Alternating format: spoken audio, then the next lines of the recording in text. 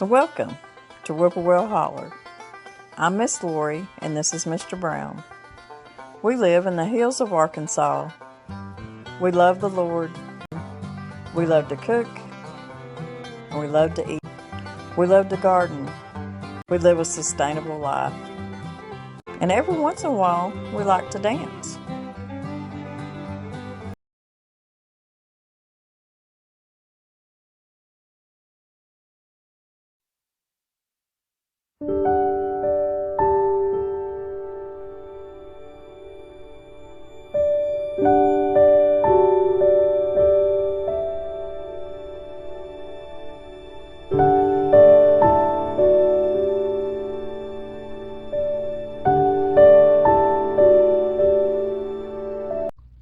Hi guys, and welcome back to Riverwell Holler Kitchen.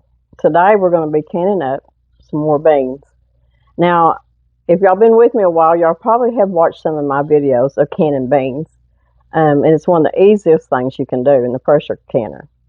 And I've got my pressure canner here. But I do have really plenty of different kinds of beans in the pantry that I've canned up from dry. And but there's just a couple that I'm wanting to have on there for convenience and because they're so good. And that's ranch style beans. And y'all know that my favorite bean is not black eyed peas, but the way I'm going to be canning these, because I've got a bunch of dry beans, black eyed peas that I need to can up. Because if I don't, I probably will let them sit there and not cook them because they're not one of my favorite peas. But the way I'm going to be canning these up, I'll eat them. I'll come in and throw them in a pot, warm them up, and make a little bit of cornbread, and they'll be good with pork chop or something like that. But anyways, my ranch style beans may be a little bit different than how other people do it. But a ranch style bean is kind of like a spicy chili bean. You can put them in your chili, your taco soup. You can eat them as just a side with barbecue or something like that. But I have always liked ranch style beans. I grew up with them. I don't eat them as much now because I don't care for them really store-bought. But when you make them your own, they just taste a lot better. But I'll leave a link below, or a couple of links, of how in the past that I have showed y'all that I can up my dry beans. And there'll also be a link down there telling you why I do so much canning and why I can my own dry beans. Now, the way that I do mine is the 3 quarts of water that's in my pressure canner is at room temperature. I don't even have the stove on. My beans have been washed and picked through. Make sure there's nothing in there, no debris or anything. They're not hot. I didn't soak them overnight, and I didn't cook them any at all. They're just clean, dry beans over here. I've got my lids over here.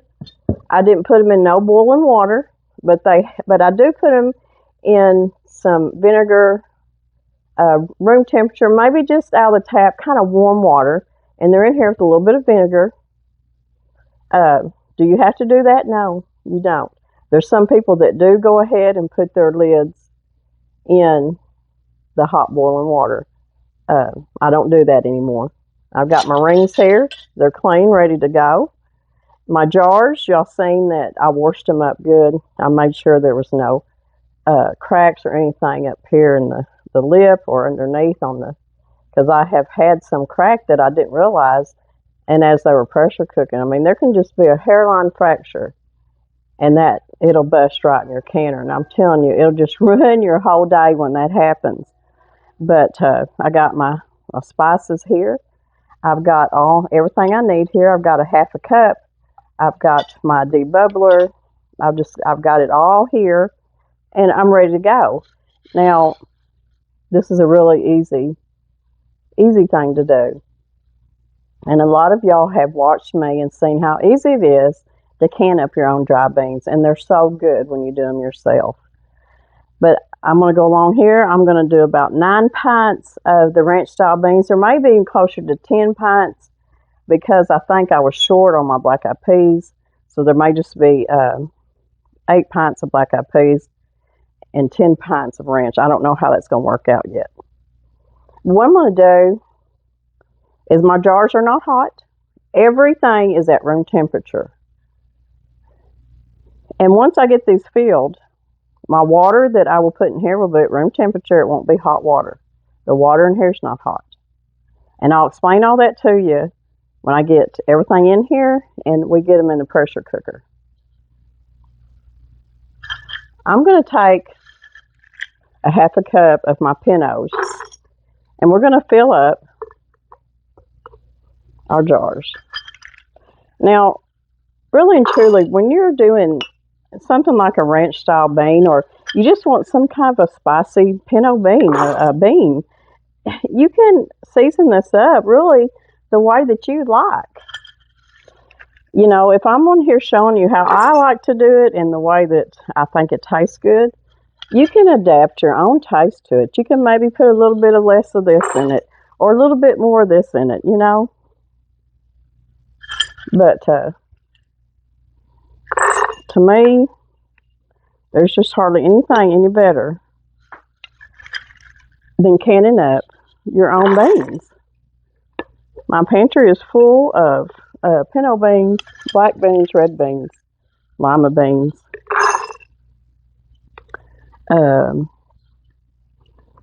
navy beans, purple whole peas. I mean, it's full. 2, 4, 6, 8.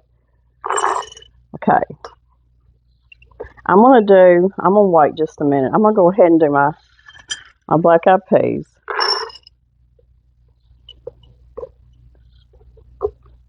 Now, if I was doing quart jars, and this is me, this is how I do it, because I'm putting a half a cup in my pints, I put a cup in my quarts. And my spices and everything in a quart would be double than what you're going to see me put in my pints. And I will be putting salt. You can put canning salt. You can put your, I'm going to be using my pink Himalayan salts, what I'm using today. A lot of times I'll use my canning salt.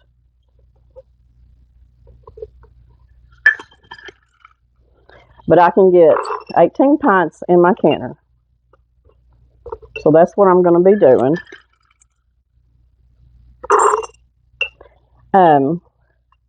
My black-eyed peas, I thought about putting some jalapenos and salt in it. And then I got thinking, I'm not a big jalapeno eater, but I love green chilies. And Mr. Brown tends to like the green chilies too, because anything I ever put him in, he likes them. So I'm going to go with green chilies. I'm just putting the rest of what beans I have left in here. I'm going to be putting green chilies in with my black-eyed peas. And to me, that'll make a really good jar of black-eyed peas. Okay. So I do have some pinto beans left, and that's okay, because I'll be canning up some more regular pinto beans. Now what I want to do, I'm going to get a different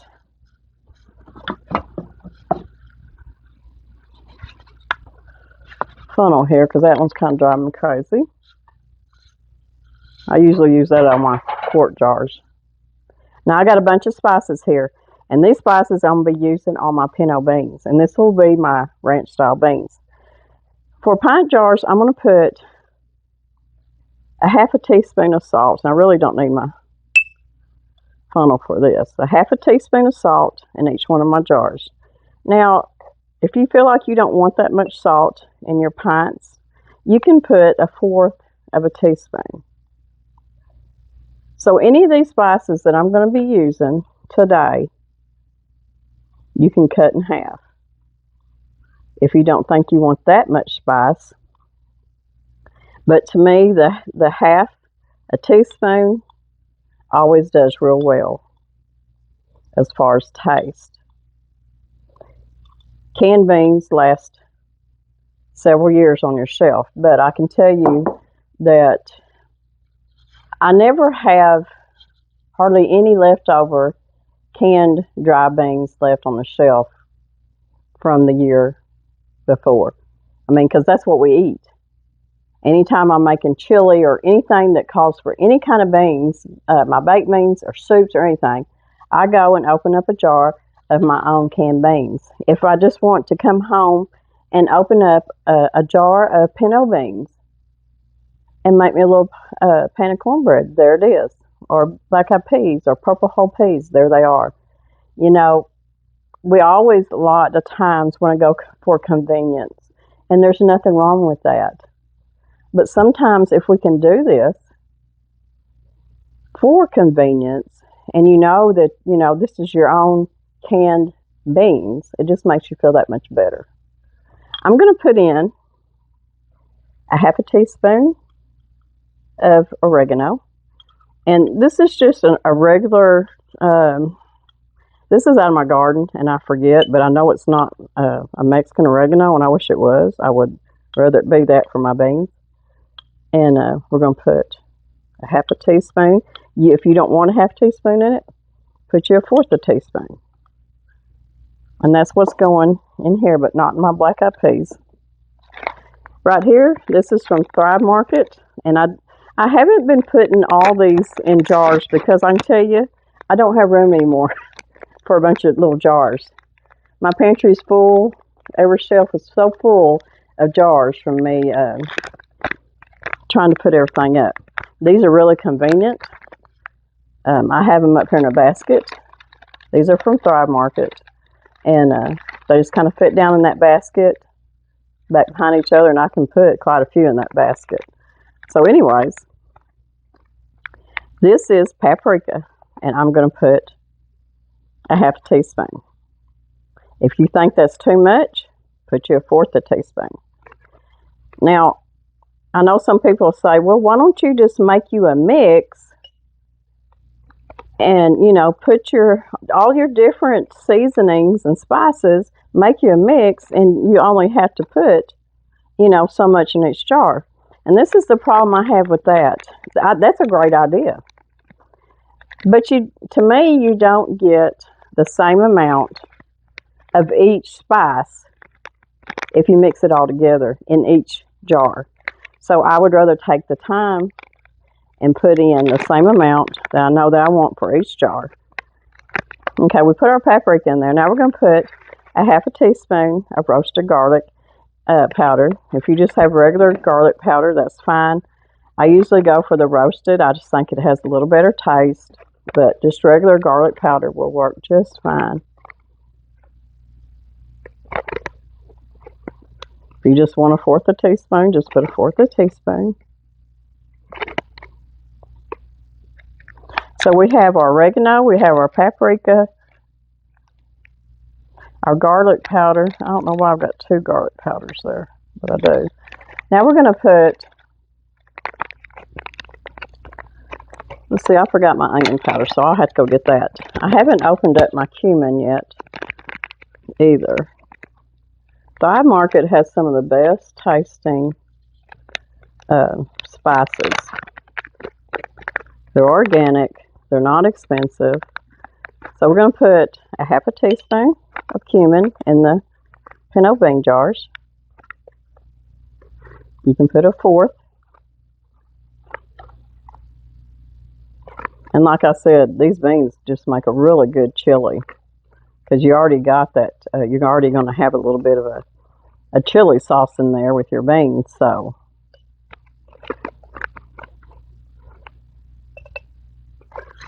I don't think I put my garlic in this one. I think I skipped it.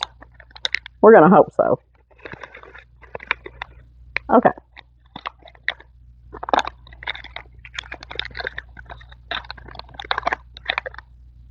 So we got our salt, and we got all of our seasonings, and I'm going to run back here, and I'm going to get my onion powder. And I buy my onion powder in bulk, and I've been buying it online from Amazon. I can put the link to that, but I think next time I'll probably buy my onion powder or make my own from Thrive Market. Not that it was a bad onion powder, but we're going to put a half a teaspoon of that too. So pretty much it's just been half, half, and half, and half. But if you make this and you think, oh, I may have to cut back on the chili powder or the paprika, and I haven't put chili powder in here yet either. So I know you got all these different seasonings to make this ranch beans, but I'm telling you, you will not be disappointed. You're really, really going to like it. Okay, now I could put a little bit of onion powder, and I think I will. I think I'll put some onion powder in with my black-eyed peas, because you know that onion makes everything taste better, especially beans. So I'm going to go ahead and put a half a teaspoon of onion powder in my black-eyed peas too. And I've already got my salt in there. I put my salt in my black-eyed peas when I done my pintos. Half a teaspoon of salt.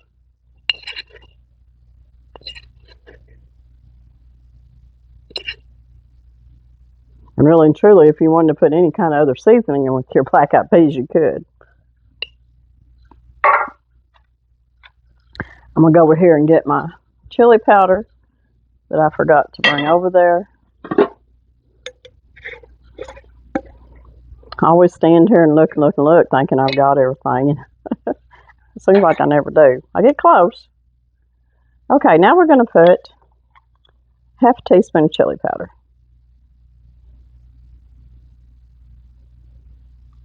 Now, I do keep a spice. It's called, let me grab it real quick.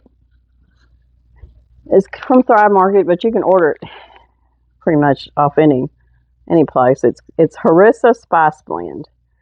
Non-GMO organic is what it says, but it's pretty much got all these spices in it and a little added more.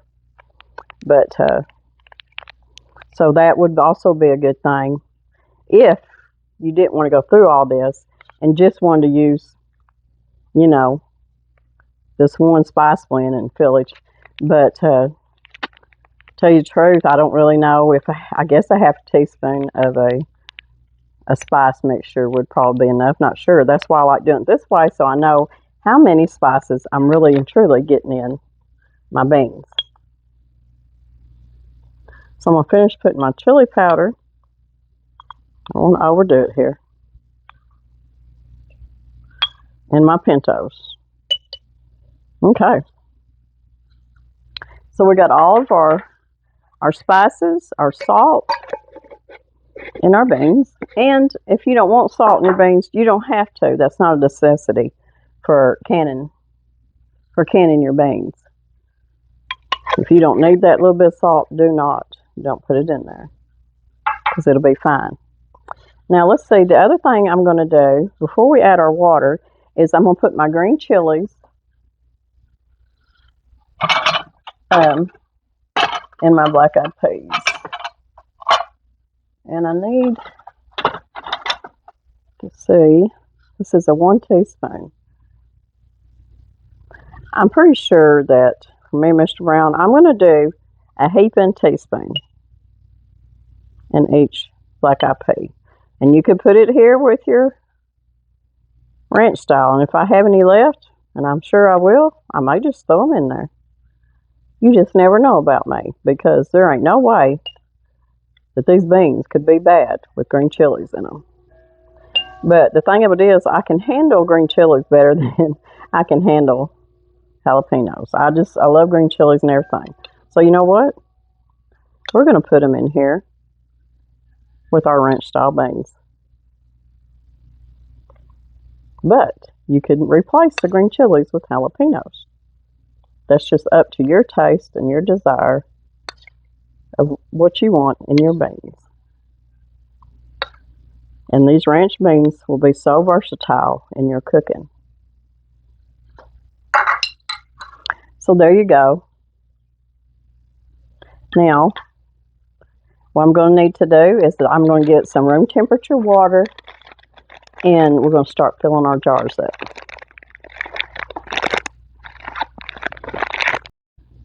Okay, we're going to start putting our water in here, and I'm going to fill it up to just under the rim. You want about 1 inch headspace. So I'm filling it up right here. So that leaves about 1 inch headspace.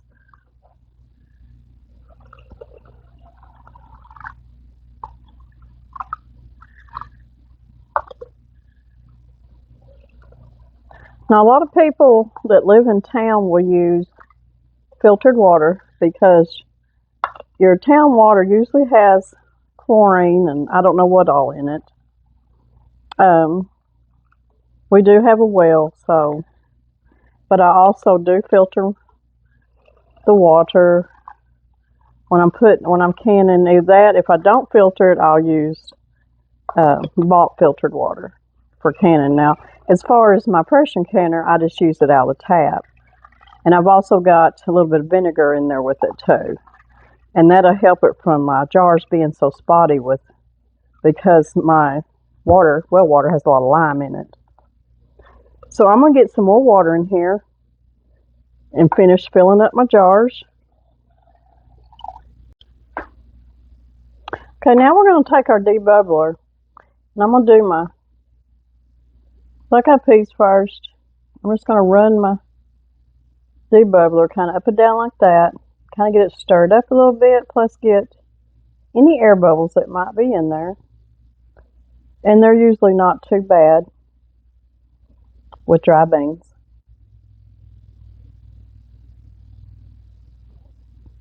And then when we get done debubbling, we'll wipe our rims.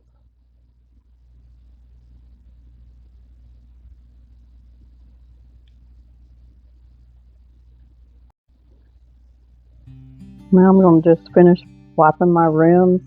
A little bit of vinegar.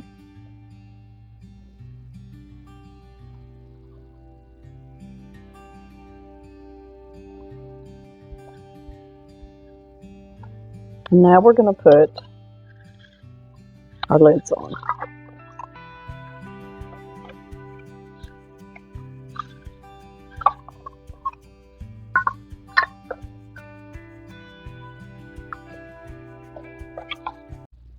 We got our lids on and we got our rings on, and you put your rings on finger tight. And now what I'm going to do is I've got my 3 quarts of water in here. I haven't had the fire on underneath them, so it's just room temperature 3 quarts of water. And I'm going to place my ranch beans down here on the bottom, and there is a rack on the bottom. I don't ever put my jars down right against the bottom of the pressure canner.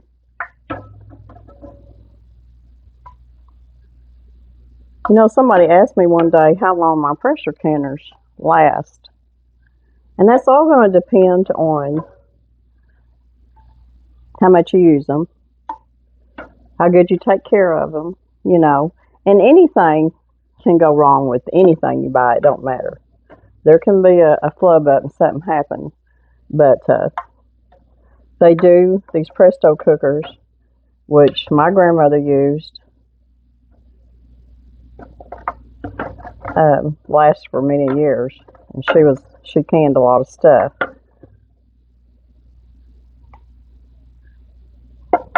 So I got 9 pints on the bottom. And I've got my divider right here, and I'm going to put it on top. And I'm just going to place, since my jars aren't hot, I'm just going to place them up here on top. Now I know some of y'all are thinking, well, how come, you know, her liquid's not hot, her pressure canner water in there's not hot, her beans weren't soaked or nothing. This is the way I do my beans.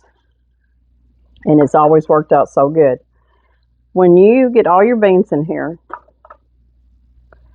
and you turn the pressure canner on. I'm going to put 1 more pint.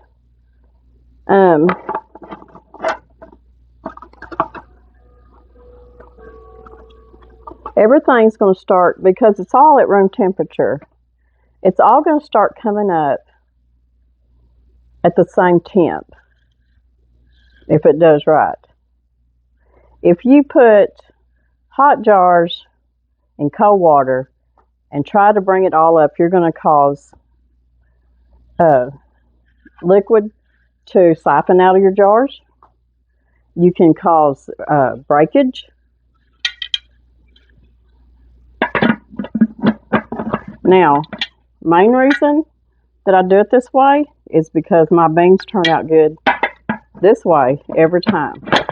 Because if you'll notice, a lot of times when you're canning beans, if you pre-soak them or you cook them, and this is just my experience, sorry about that, this is just my experience, you're going to have a lot of mushy beans on the bottom of your jar.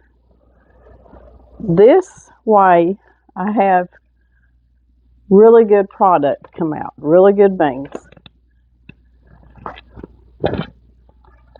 Always make sure, of course I've already done it, but I'm going to show y'all, make sure, always look through the little spout, make sure I can see through it.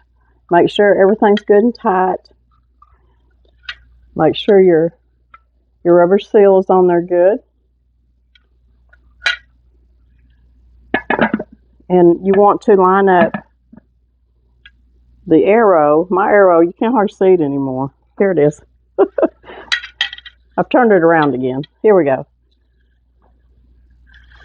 I'm trying to do it backwards here. Line your arrow up. Can't even see my arrow when I got my glasses on. Line your arrow. There we go. Line your arrow up. And then close that baby just like that. Then I'm going to put it, turn my stove on where I know it's at a good point to bring that pressure up. And I'm going to put it right back here. And the reason I use my back burner, because it's really not my big burner. But this is the way it works here. I'm going to bring this up to 10 pounds of pressure. I think we're at 600 feet above sea level, Danny. Yeah.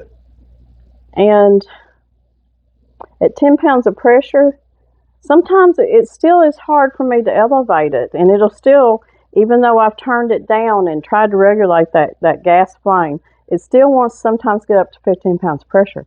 So if I put it back here on my back burner, I can control that just a little bit better than on my big burner up here. So we got it all going here. When steam starts coming out the spout here, we'll time that for 10 minutes. Now with it all being at room temperature, because the water's not hot, it's going to take it just a little bit longer to start its process. Well, it's been 10 minutes and I put my valve on and you'd see it's starting to come up. We're going to get it at about 10 pounds of pressure, and then I'll regulate my fire and try to keep it at 10 pounds, and then we'll pressure cook them for about 75 minutes. Okay, here we are after 75 minutes in the pressure canner. And they all come out and look really, really good. Always let your pressure canner come down to 0 pressure. And always wait probably about 10 minutes after that before I lift my lid. But you can tell the way that I do my beans that you won't see hardly any liquid siphon out of the beans. And on the bottom, you won't have an inch thick of mushy beans in your jars. So doing it the way that I do it seems to turn out really good pretty much every time. Oh, every once in a while you'll have, you know, a few mushy beans on bottom, but not near as if you cook them or soak them before you can them. This is just my preferred method of canning beans. So, here I got another project done. More beans for the pantry. I'll leave a link below for my other videos. And I'll also leave the recipe for doing your beans in quart jars. But if you ever start canning your own beans, I've had so many people tell me, Lori, thank you. I enjoy canning my own beans.